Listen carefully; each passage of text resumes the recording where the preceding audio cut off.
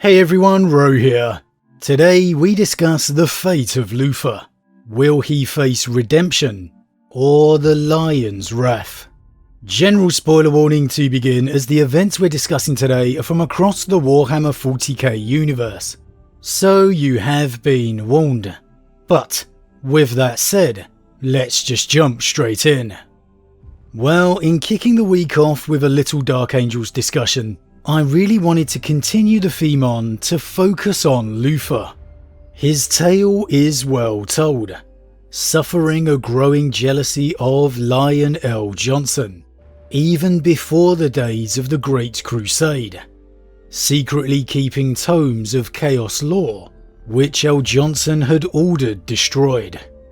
Later, during the days of the Legion, he hesitated when finding a bomb risking the Primarch's life, and the Lion banished him back to Caliban as a perceived punishment. The feelings of resentment and paranoia within Luthor would only grow, and with the discontent of Caliban's treatment by the Imperium, Luthor led his rebellion, secretly betraying his Primarch. Could he truly gain the redemption he claims, or is there only justice to be found at the hands of the Lion? Well, this once fairly straightforward question has begun to sway in the opposite direction for some, and this largely has come about due to the Horus Heresy novel Luthor First of the Fallen by author Gav Thorpe. Forever in the lore, we have heard of the traitor Luthor, his secret capture and his maddened cries of the Lion forgiving him. Even dated back to the Angels of Death 2nd edition codex, there was a passage detailing the cries of the traitor, how he refuses to repent, for the Lion will return and forgive him. And well, all these many years later, Luthor First of the Fallen gave us our first real glimpse of this Luthor. In many ways, he is presented as a very sympathetic figure, accepting of his guilt, trying to answer the Grandmaster's questions as best he can. Faced with unreasonable and unlistening interrogators, it's actually the long line of Dark Angel's Supreme Grandmasters that come off as more the villains of the piece, ignorant of the advice he is trying to bestow. The imprisoned Luthor is reeling from the events of Caliban's destruction, a mind almost adrift amidst the warp. He's racked by visions of past, present and future, unable to often tell which he is experiencing. A man who appears on the brink of insanity. Yet the true events and details of Caliban's destruction are yet to be told. The freshest account we have of Luthor is in the aftermath of the event, being questioned by the surviving Farith. Luthor of course protests his innocence, unable to truly remember what exactly transpired. That yes, he and the Lion fought, but that all he was trying to do was stop the warp storm from destroying everything, and that it was the Lion who stopped him. The next thing Luthor remembers is the two of them falling amid the destruction, and that he did not kill the Lion. He would not. He could not. And this Luthor continues throughout the years, torn in and out of stasis by each successive Supreme Grandmaster. Each time Luthor attempting to answer their questions by doing his best Uncle Albert impression. A Grandmaster would ask him a question, and during the war off Luthor would go again. Now unfortunately only my fellow Brits are going to get that reference, but in all seriousness, Luthor would attempt to answer the Grandmaster's questions by relating a tale of his past, becoming more and more frustrated as the years pass by, with the angels never understanding the meaning he intended, focusing on the specifics of his story rather than the morals behind it. And as these interrogations go by, Luther actually uses this to decide that these new Dark Angels of the chapter are the true fallen, not his loyal followers. That the Lion would be disgusted by their zealous and almost pious dedication in hunting the fallen. And the key message that Luther tries to deliver throughout is that everything he did for Caliban. He had no intent on walking the path to the ruinous powers. He began with nothing but good intent, merely seeking to use that forbidden power, and nothing more. The implication being that he began to be manipulated at some point after innocently starting along that figurative road. Still, when Typhon and his Death Guard arrived at Zaramund, seeking Luther's aid against the pursuing Corswain, Luther did not take up arms, choosing to hide the Death Guard fleet instead. And when given a blade by Typhon that was said to be able to kill a Primarch, a Lifebane, Luther ultimately chose not to use it when Corswain summoned him for an audience, despite feeling the swell of temptation within his breast. Luther did not strike, continuing the ruse of loyalty instead.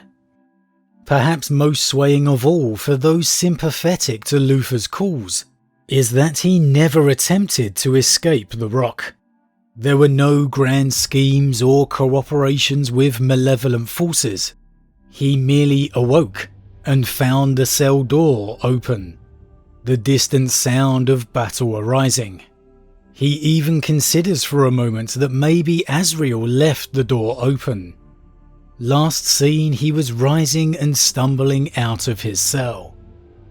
So, perhaps a sympathetic figure to some, I can understand why many come out the other side of Luther's story, feeling a certain degree of sympathy for him, a man who claims he sought only the salvation of his world. If you were to take every word of his story, then surely he is the man being wronged. But does this mean he would meet the forgiveness he seeks? That should the Lion return, he would indeed forgive him. Obviously, this is a unique opinion for everyone. And as always, leave your thoughts in the comments below. For me, there is absolutely no way Lion L. Johnson is ever forgiving Luther. It is no mere coincidence. The last thing Luther remembers of Caliban is the Lion's look of sheer rage and fury, his sword being rammed into Luther's side. Luther can talk of his intent all he wants. He led a rebellion of Caliban against Lion L. Johnson, against the Imperium, and against the Emperor. This is the Primarch who uttered one of the most iconic lines in all of the heresy, that loyalty is its own reward. Loyalty is everything to Lion L. Johnson. There is not a single ounce of me that could ever see the Lion forgiving Luther, for that fact alone. And the key for me here is we need to remember this book is told entirely from Luther's perspective. Luther can talk all he wants of his honourable intentions to save Caliban. The truth is, however, he had already begun to tread the path to damnation long before his banishment back to his homeworld. Before the Emperor even reached Caliban, Luther had betrayed L. Johnson's orders, refusing to destroy the heretical tomes, knowledge that delved into sorcery and demons. Luther kept it. He hid it. Where was the honourable intention in that? Luther's fall was begun then, and it was only ever going to end one way, from that moment. All of it, all the later decisions and actions, as grand or as small as they may be, all of it at its very deepest core, was motivated and begun by that jealousy. The ruinous powers can only reach those who let them in. No, Luthor did not man his burgeoning fleet alongside Typhon when he arrived seeking assistance, but he did help to hide the Death Guard and deceive his supposed brothers. The truth is, Luthor didn't want to anger either side of the Death Guard or the Dark Angels, believing at the time his war was against the Lion and not necessarily the Legion. And Corswain's fleet would arrive before the Death Guard could leave the system, so he was very much backed into that situation. No, Luthor didn't use the Lifebane against Corswain in their private audience, but he didn't get rid of the blade either. He kept it, knowing he would need it against the Lion. Did he use it? Did he not? At this moment we simply don't know. According to Luthor, he could not bring himself to do so, and perhaps that could be so. But Luthor's story is simply not as straightforward as he would have us believe. There are moments he still preaches the righteousness of his cause, when his emotions get the better of him. How Caliban was wronged by the Primarch and the Imperium. They aren't the words of a man truly seeking redemption, a man seeking forgiveness. Surprisingly, he can't remember what he was doing when the Lion confronted him during the Battle of Caliban. Of course, I'm sure it was nothing nefarious. We also have the fact he escaped during a demonic assault upon the rock, where he even lures you to believe that perhaps Azrael was setting him free. However, we know that's not the case. The Dark Angel's Codex confirms in a short story that Azrael had nothing to do with it. The door to Luthor's cell was not simply left open as Luthor described, but instead blown open by an explosion, a heat so intense it warped the bars. The passageway that led to his cell, formerly covered by hundreds of protective runes, had all been scoured away, and the distinctive tang of sorcery still lingers weeks later. So, we have a demonic assault against the rock, led by a fallen demon prince. Luthor somehow escaping during it, quite clearly aided in that despite his version of events, and the demonic forces suddenly withdrawing for no obvious reason. Whether Luthor used the power of the warp himself, or was broken free, I think it's pretty clear the two are related. That the demonic assault against the rock was designed entirely to free Luthor. So Luthor's tale of temptation and rejection may not be so pure after all. For me, there is no forgiveness in Luthor's future. Only a lion's wrath. But as always, what do you think? Will Luthor meet forgiveness, or is he going to face the lion's sword once more? How much of Luthor's story can you see as the truth? Or do you see deception behind those words? Why can he not remember the true events of Caliban's final moments? Or perhaps maybe he can, and just refuses to speak.